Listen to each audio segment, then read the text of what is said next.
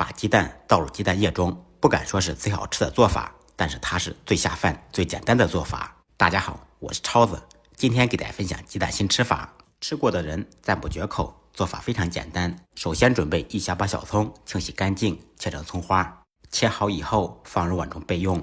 不喜欢吃辣的朋友可以放入1个尖椒锻炼一下。尖椒清洗干净，从中间片开，先切成细丝，再切成小粒。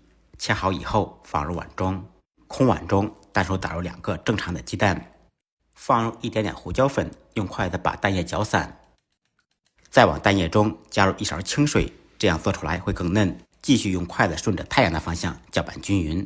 盘中单手打入4个本科毕业的鸡蛋。朋友们，我每天都在用心的分享各种家常菜，如果感觉我的视频能帮到你，还要麻烦大家帮忙点个赞，点个转发。您的每一次点赞转发都是我前进的动力。深一点的盘中放入1大勺黄豆酱，1勺海鲜酱油，1勺葱油或者芝麻香油，再放入1把刚才切好的葱花，还有尖椒粒。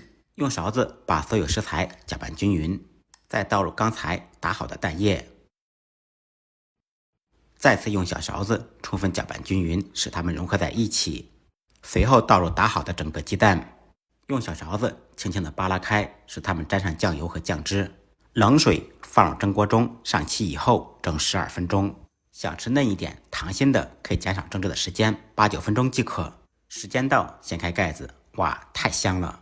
往鸡蛋上面再淋入一点点酱油，撒上小葱花，一道酱香浓郁、超下饭的酱窝鸡蛋就做好了。酱香、葱香加上鸡蛋的鲜香，简直不要太好吃。喜欢你也点赞收藏，试着做一下吧。再忙再累，记得按时吃饭。下期视频见，拜拜。